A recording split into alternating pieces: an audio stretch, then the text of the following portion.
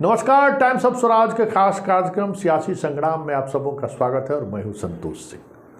और आज हम सियासी संग्राम में बात कर रहे हैं, क्या वाकई में नीतीश कुमार महागठबंधन को अलविदा कह रहे हैं? क्योंकि चीज़ें कुछ उसी तरीके से चल रही हैं। आज सुबह आरजेडी के विधान पार्षद सुनील कुमार या सुनील सिंह कहें, बिस्कोमान के चेयरमैन भी हैं, लालू परिवार के काफ़ी करीबी हैं और लालू परिवार से इस तरीके का रिश्ता है जो आप कह सकते हैं कि राजद में पारिवारिक तौर पर उस तरीके का रिश्ता न किसी मंत्री को है न किसी विधायक या अन्य व्यक्ति का है। इतना अंतरंग रिश्ता है, ये हर कोई जानता है। ऐसे में अगर सुनील सिंह जिस तरीके से 3 दिनों से लगातार नीतीश पर हमला बोल रहे हैं तो ये क्या कहा जाएगा।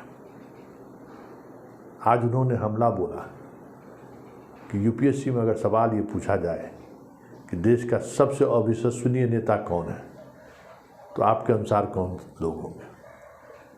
अगर उनके प्रतिक्रिया बॉक्स में देखिए तो अधिकांश लोगों ने नीतीश कुमार का नाम लिखा है और सवाल भी कुछ ऐसा ही है। और सवाल ऐसे समय पर पूछा गया है जिसका राजनीतिक मायने निकालना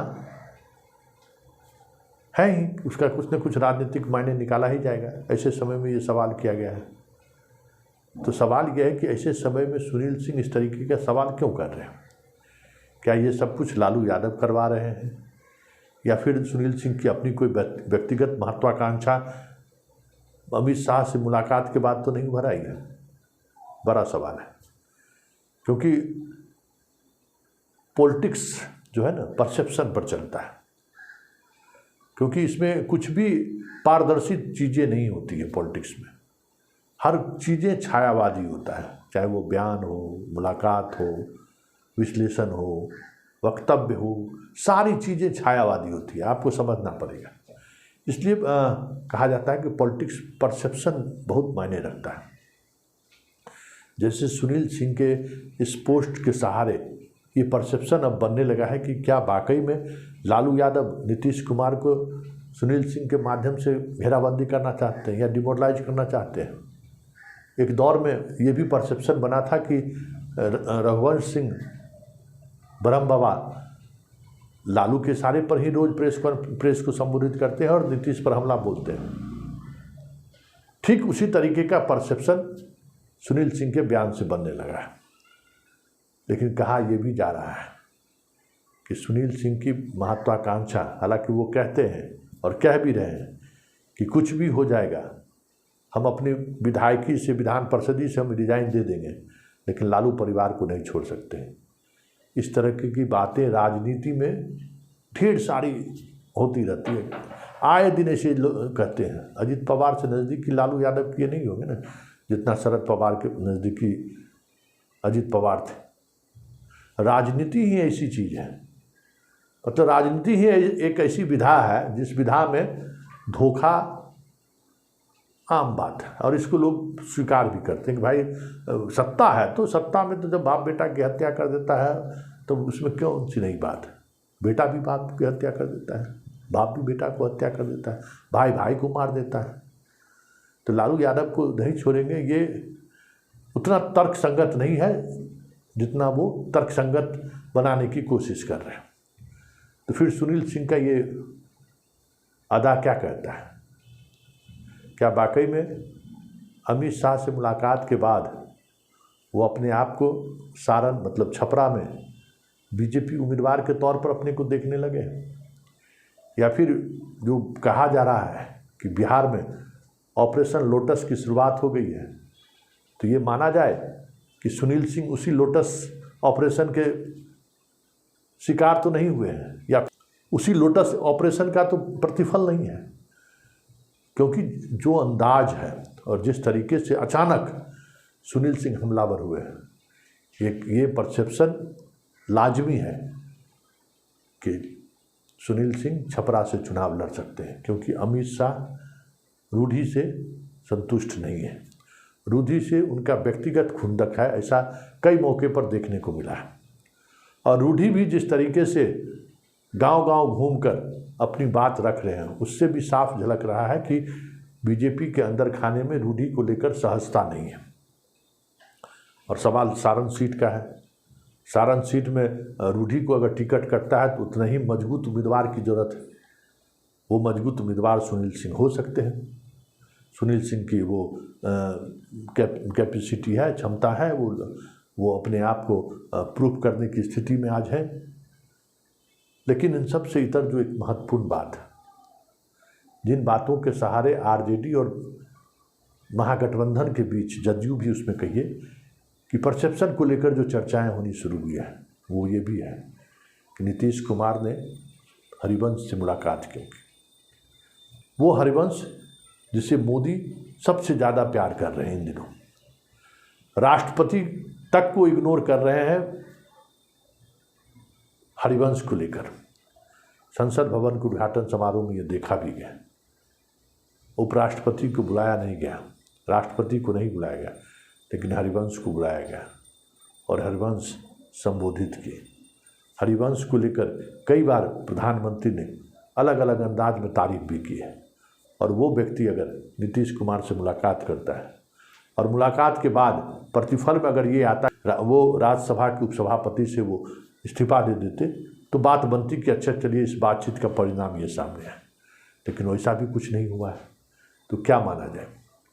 माना जाए कि वो हरिवंश से मिलकर लालू को कुछ संदेश देना चाहते थे, या फिर ये जो गठबंधन को लेकर तय हो गया था कि विपक्षी एकता की मुहिम को जिस तरीके से नीतीश कुमार बिहार से शुरू किए हैं, ऐसे में लालू यादव की कुछ ऐसी टिप्पणी, खास करके राहुल को लेकर उन्होंने जो टिप्पणी की है, उससे जो उनको नाराज़गी हुई, उसी नाराज़गी के जवाब के तौर पर तो हरिवंश से मुलाकात तो नहीं हुई है।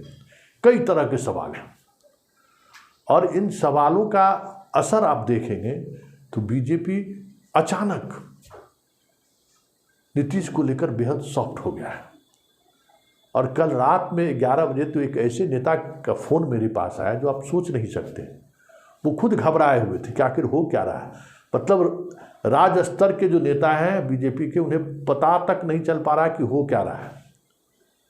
उन्हें लग रहा है कहीं फिर से ऊपर से तो कुछ आदेश तो नहीं आ जाएगा। तो सारे के सारे नेता चुप हैं। इवन आज सुशील मोदी भी ने ट्वीट किया है, उस ट्वीट में नीतीश की कोई चर्चा नहीं है। पहली बार नीतीश की कोई चर्चा नहीं है। बंगाल की हिंसा पर, पंचायत चुनाव की हिंसा पर चर्चा करते हुए लालू राज की तुलना उससे की है कि किस तरीके से यहाँ जंगल राज था, किस तरीके से बूथ लूटा जाता था। लेकिन उसमें नीतीश कहीं नहीं है, या नीतीश को लेकर कहीं नहीं लिखा गया कि आज ऐसे लोगों के साथ नीतीश खड़े हैं। सुनील सिंह के फेसबुक पोस्ट पर जो बीजेपी के प्रवक्ता का जो बयान आया है, उस बयान में भी नीतीश कुमार कहीं नहीं है। उल्टे और पूछा जा रहा है कि चोर चोर मुसेरा भाई। जरा सुनिए अरविंद सिंह क्या कर रहे हैं, फिर हम चर्चा करते हैं। राजद के कोषाध्यक्ष और एमएलसी श्री सुनील सिंह जी ने जो अपने फेसबुक पोस्ट पर लिखा है, तो वो खुद क्यों नहीं बता रहे हैं कि सबसे बड़ा विश्वासी कौन है? पब्लिक बता रहा है, वो खुद क्यों नहीं बोल रहे हैं?